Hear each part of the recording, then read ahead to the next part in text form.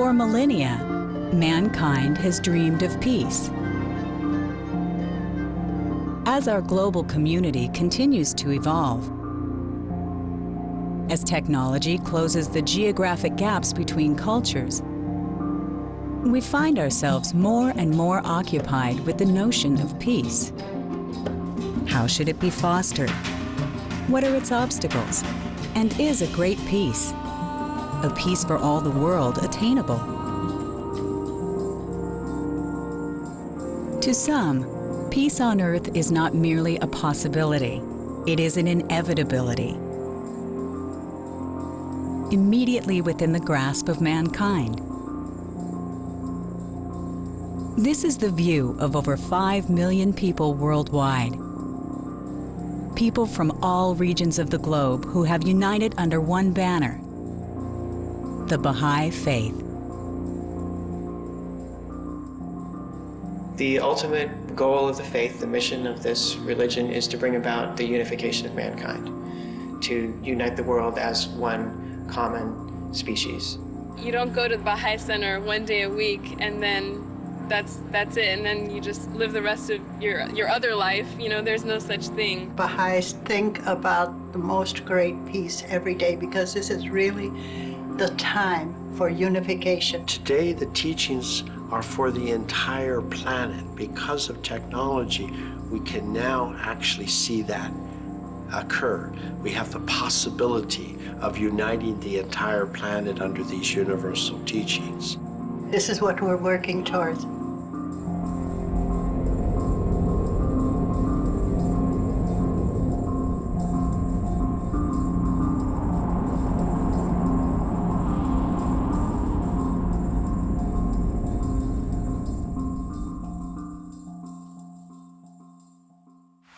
The Baha'i religion is based on the teachings of a man titled Baha'u'llah, or Glory of God.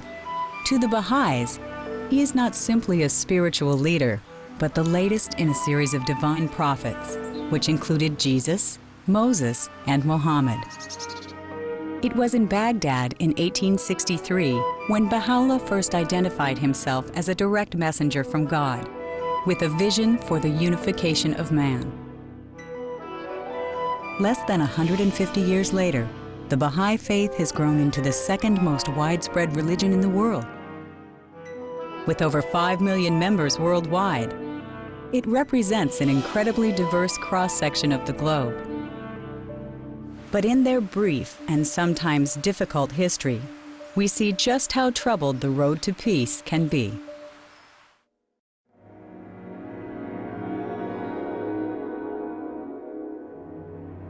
The story of the Baha'i faith begins with a religious group known as the Babis. The Babis developed out of a Shiite Muslim belief in the Bab, or gate, a leader who would signal the impending arrival of the next divine savior. In 1844, a man named Ali Muhammad openly declared himself to be the Bab. Soon, surrounding Muslims were accepting the teachings of the Bab, and they became known as Babis. Their growth worried the Muslim leadership in Persia, and they worked to silence the Bab and his followers. The Bab was arrested and placed in a secluded prison to keep him isolated from the population.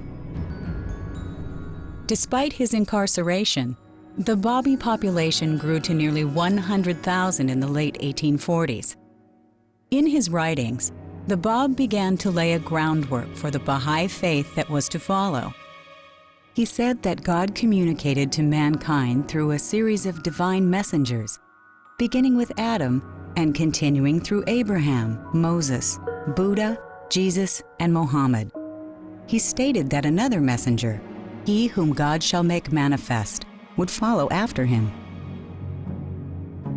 In his writings, the Bab also described how this religion would eventually supersede Islam, and this was viewed by the Shah as blasphemy against the Islamic faith.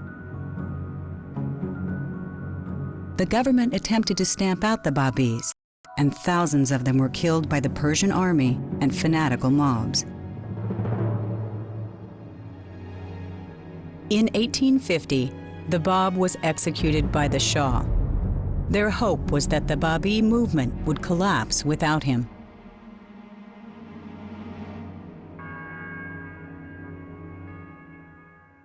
Two years after the death of the Bab, Baha'u'llah was arrested and spent 4 months in a Tehran prison. He was a member of a wealthy Persian family and a leader of the Baha'i faith. His own writings vividly describe the experience of his imprisonment. During the days I lay in the prison of Tehran, though the galling weight of the chains and the stench-filled air allowed me but little sleep, still in those infrequent moments of slumber, I felt as if something flowed from the crown of my head over my breast, even as a mighty torrent that precipitated itself upon the earth from the summit of a lofty mountain. Every limb of my body would, as a result, be set afire. At such moments, my tongue recited what no man could bear to hear. After his release, Baha'u'llah was exiled to Baghdad. He and his family and followers were exiled to Baghdad in Iraq, and they had to cross the snow-covered mountains of eastern Persia in the heart of winter. They arrived in Baghdad in April of 1853. About a year later, Baha'u'llah went alone into the mountains, where he roamed for 2 years. Every messenger of God has had a period of solitude. He returned to Baghdad in 1856 and continued teaching the religion of the Bab for the next 7 years, promising that a new messenger would soon appear, whom the Bab called him whom God would make manifest. In April of 1863, Baha'u'llah proclaimed to his followers and family that he was that promised one all the faiths were awaiting. Baha'u'llah was exiled altogether 4 times, from his native Persia to Baghdad in Iraq, to Constantinople for 3 months. For 5 years he was in Adrianople. He was exiled again to Constantinople in 1863, where he remained for 3 months before being again exiled. This time he was sent to Adrianople on the European continent. During the time he was in Adrianople, Baha'u'llah wrote to the kings and rulers of the earth. He passed through Alexandria in Egypt on his way to his final destination, Akka, the prison city of the Turks, where he spent the last 24 years of his life. Baha'u'llah was imprisoned in the tallest building in the city. The Persians have a proverb that says the air of Akka was so foul that a bird flying over it would drop dead from the stench.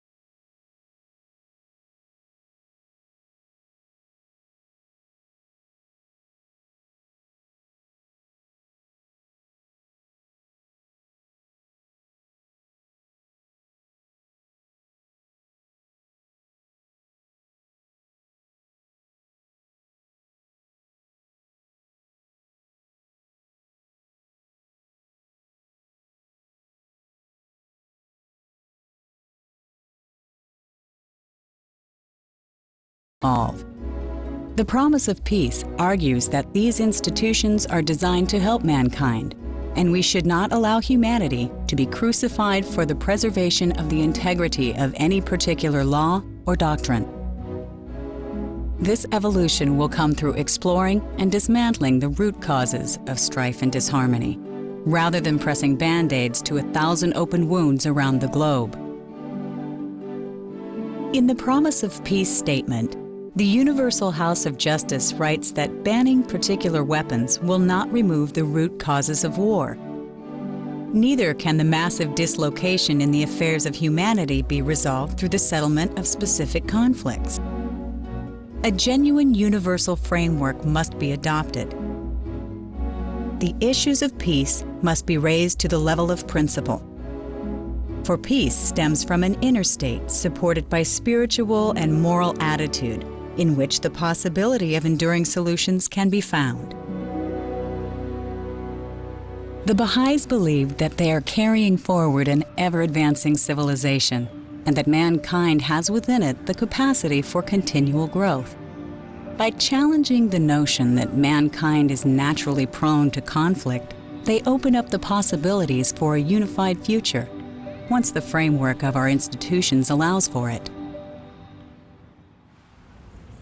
The Baha'is have a vision for the pragmatic fulfillment of world peace in the form of a universal world government.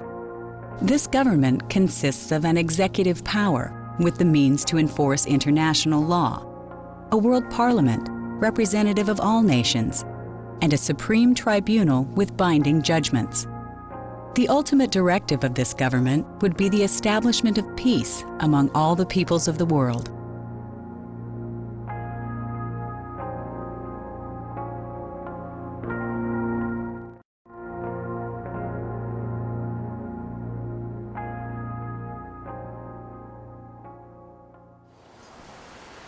This is more than a pragmatic political arrangement. They believe that it is something that lies beyond questions of security, armaments, and laws. It is the crowning goal of unifying all the people of the world into a single universal family. Baha'u'llah, like the Baha'is of today, believe that the world will achieve peace and security only when the human family embraces its unity. The final vision of that peace is a powerful one. They imagine a world once and for all free of racism, economic disparity, religious strife, and the subjugation of women. A world in which universal education and an international auxiliary language finally remove the barriers and borders that have separated humanity. The promise of world peace is a call to all those who have the same faith in mankind's potential. Conveying not only a vision in words, we summon the power of deeds, of faith, and sacrifice. We convey the anxious plea of our co-religionists everywhere for peace and unity. The attainment of peace may appear difficult in a world that many feel is destined for continued conflict, but the Baha'is work towards their goals with a confidence that they will eventually see the unity they strive for. We believe that God, when He created mankind, had a plan for mankind. For the first time in the history of this planet, we have the capability of being one. Baha'u'llah says religion must be a source of unity and not a source of discord, and if it is, then it's useless. So this is our biggest work right now, is to spread the teachings of Baha'u'llah and the promises of Baha'u'llah. People talk about living a Baha'i way of life. That means like your inner life and private character, even when you're by yourself. That is the essential teaching of the Baha'i faith, the unity of mankind. And that is what we as Baha'is try to bring about through our teachings and through our work in the world. The spirit that is moving mankind throughout history, it cannot be avoided. You cannot avoid this destiny.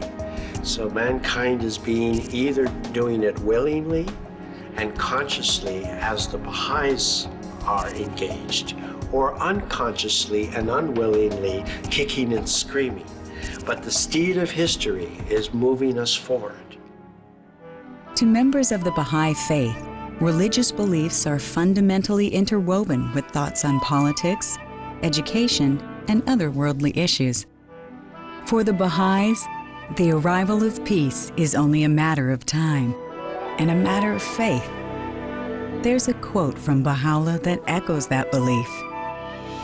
He told his followers that these fruitless strifes, these ruinous wars shall pass away, and the most great peace shall come.